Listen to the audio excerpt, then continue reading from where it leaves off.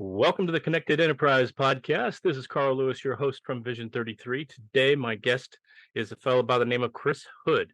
Chris has got a lot of experience in the customer satisfaction world, worked at Google, has written a book called Customer Transformation, has even been like an adjunct professor at a couple of technical universities. Chris, welcome to the podcast. Tell us a little bit about yourself. Thank you so much. My name is Chris Hood. As you mentioned, I previously worked at Google. I'm an author, a strategist, specializing in concept that I wrote a book on called Customer Transformation, which I'm excited to get into that. Really, we could overly simplify it. I'm a digital strategist. So I spend a lot of time working with companies about how they engage with customers through their online technologies and marketing efforts and innovation strategies, even building cultures within their organization to be successful and to drive value for the business through customer centric approach. So I spend time also speaking to audiences about this topic. I have a podcast as well where I dive into these various conversations as well. Chris, not a new topic. Everybody talks about customer satisfaction, customer service, being customer centric, as you just mentioned. But the thing that comes from you about customer transformation is different. Can you give us macro view of what's different about that expression and how that says something new for us? Well, if we think about the things you just outlined, like customer satisfaction, customer journeys, customer experiences, customer, appreciation, like all of those things are really rooted in one type of space within an organization. For example, we think about customer satisfaction. That might be with your product development or services. It might be with sales. It might even be with marketing. But we don't really think about it from, say, internal perspectives like your hiring practices or the technology that you're building. Where customer transformation comes in, it's an organizational approach. It's across the entire business. And it understands that the customer at the center of this, their needs, expectations, and aspirations, and how they engage with your business is constantly evolving. Where they are at the start of their engagement and where they go towards the end of that engagement is shifting.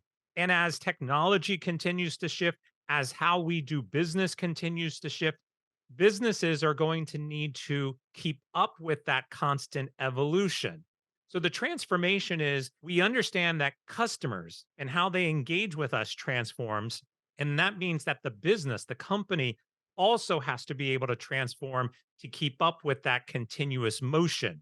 That's what customer transformation is. That's a good explanation. I was just having a conversation with a colleague this morning asking me this question: what do our customers want? What do our customers need? How does a company really get at that and find out what their customers really want? It could be as simple as asking them. Now, I realize that seems ridiculous. There's probably a lot of people out there thinking, well, no, duh, like we need to do that, of course. And yes, we ask them, but do you continuously ask them? Do you participate in ongoing sessions where you track and monitor leveraging data to really help you define what that is? Now, from both sides of this, from the customer side and business side, we see businesses today across the country, around the world, really, businesses today that are making decisions that are not aligned with what their customers are asking for. And we also see how customer needs are evolving. Uber comes to mind. We still have a basic need to be transported from point A to point B. But how we do that has evolved. Uber has changed that process. And in theory, that is going to continue to change. Now that there's Uber in place, there's some other way that our need to go from point A to B is going to shift. The primary goal of us is I need to get somewhere. But how we do that, how we evolve that is changing. That's what you have to keep asking is how do you want to get from point A to B today? And then how would you like to get from point A to B tomorrow? And then when tomorrow comes, you're going to have to ask it again and again and again. That continuous process and the continued understanding and alignment with your business is the critical piece. Yeah, for sure. I've probably been on site with about 300 customers through the years and talked to lots of others, met them at conferences and other places. We talk about this a lot, but it seems to me that an awful lot of companies kind of make some decisions, as you just talked about. Well, we think this is what our customers think. Or I surveyed the salespeople, and this is what they said that the customers think. And I talked to customer service, and this is what they think the customer thinks. But I very seldom hear somebody say to me, I met with X number of my customers, or we did a customer survey, and this is what the results of that are. Are there tools that businesses can really deploy, take advantage of, that help them get more at the heart of what the customer really says? Yeah, there's lots of tools. You mentioned survey as an example. I think customer meetings also are critical. When's the last time your CEO actually sat down with your customers and asked them the questions like, I'm here, I want to learn from you. Tell me what's working. Tell me what we can improve upon. Tell me what you need. Tell me what you aspire. Is your CEO actively engaged with customer conversations? In most cases, the answer is going to be no. Like you said, we're going to survey sales, we're going to survey product, we're going to survey marketing, and they're all going to have different interpretations and opinions about what the customer needs. So, in my book, believe it or not, I have actually created a tool that will allow you to align those questions across the entire organization. It's called customer value alignment. That customer value alignment takes the feedback from all of the different departments within your company and ask the questions in it maybe a different way, but ask the same questions to your customers. So then when you chart it out, you can see, well, here's what our customers are actually saying, because that's actual feedback from them. Here's what our sales team is saying. Here's what our marketing team is saying. Here's what our product team is saying. Here's what our technology team is saying. Here's what our employees are saying. Here's what our leadership is saying. Like, you can look at that mapping and see where there is misalignment within your organization. Like, our customers are asking this, but we see that marketing thinks something completely different. Well, how do we then get realigned so that, again, across the entire organization, you have a firm understanding of what the customer wants and how you're delivering it? I think that's one of the keys, is really getting aligned with the customer. And that's the challenge. It's said sometimes if you have a really good idea, people will swarm to it. Well, for a while, but then they change. Your once good idea is not as good as it once was. Technology always seems to be a part of this conversation when we talk about customers, and it's changed a lot over the last number of years. One of the things that people talk about a lot now is a role that AI could play in this whole area of customer satisfaction, being customer centric, being aligned with our customers. Can you give us some ideas on how AI is being used to actually help companies do that? I'm going to have probably an opinion that people don't want to hear. I think a lot of people are overly hyping AI and trying to find ways to implement AI in their organization without actually asking the question that we started with: what does the customer want? I'll give you a great example of this. I was speaking with a company about 3 weeks ago, and they laid out this incredible plan about how they were going to bring in AI and everything that they were going to do with it. And they said, what do you think? And I answered with, why are you doing it? They gave, kind of an answer. And I said, okay, let me ask a different question. Have your customers asked for that? And they couldn't respond, because the reality is they looked at AI as being this next big thing and everybody wanted to implement it, but they had no direct correlation back to, does the customer want it? Does the customer ask for it? Do they need it? And if you can't make that correlation between your technology decisions and a direct correlation with what customers are asking for, then there's no point in doing it. Yet, we do see that AI can help in a lot of areas, can help with idea generation, can help with process improvements, can help with marketing campaigns and creativity, can help with understanding what the customer is asking for, can help you look at a whole bunch of responses to a survey, deduce what is being asked or needed from them, and then help you drive those ideas. Like, the acceleration of automation and data is astronomical when it comes to AI. But also, there is a balance in here somewhere. Don't just think hey, we're going to replace all of our customer support people with AI. There's a company in India who just did this. The CEO Yeah. laid off 90% of their customer service base and replaced them with AI. Well, I hate to tell you this, but that is all short term gain. Yes, AI is going to be able to answer questions, but at the risk of losing the human connection that customers are still seeking. And if you try to balance this out somehow, where you realize that AI is going to help you with the automation, but you're also going to decrease that human connection, somewhere in the middle is a balance that you have to figure out for your business and leverage the AI for what it's going to do, but not lose what customers are still looking for, which is that human connection. People have enough problems already with offshore support, and I can't imagine what it's like to know that's not even a person, it's just an AI device. So it might not be the smartest thing for sure. You've talked a lot about this company culture where it's not just about sales or marketing, it's about every department in this customer transformation experience where everything gets aligned together to support the customer. How do you build that culture in a company?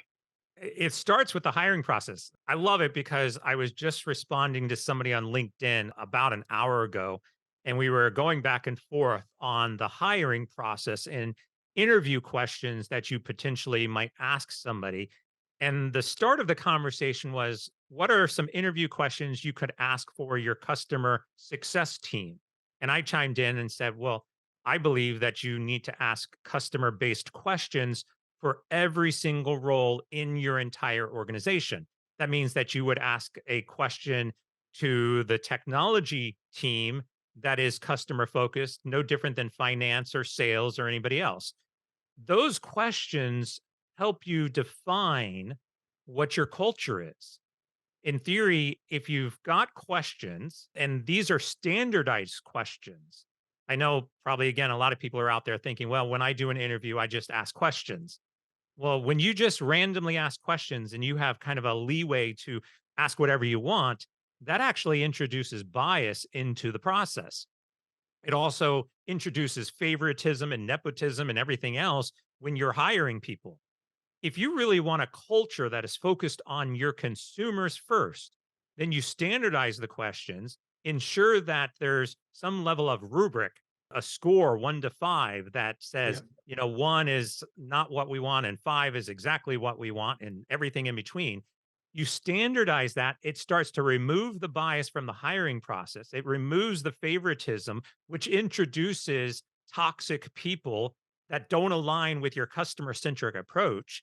And then you begin to build it from that perspective. As soon as you're bringing people in, they have to align with what you're trying to accomplish within your organization.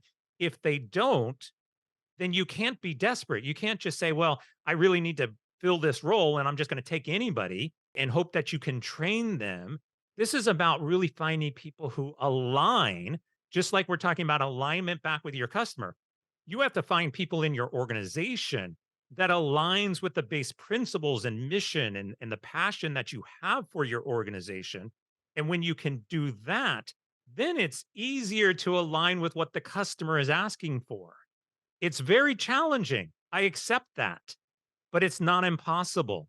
And it's a completely different shift in your mindset for how you're going to build that culture in the first place. Start with the hiring process. I'm committed to do that as a CEO. We're going to change our hiring process to get this kind of alignment on the front end. But I'm new to this concept and I want to start with what I've got.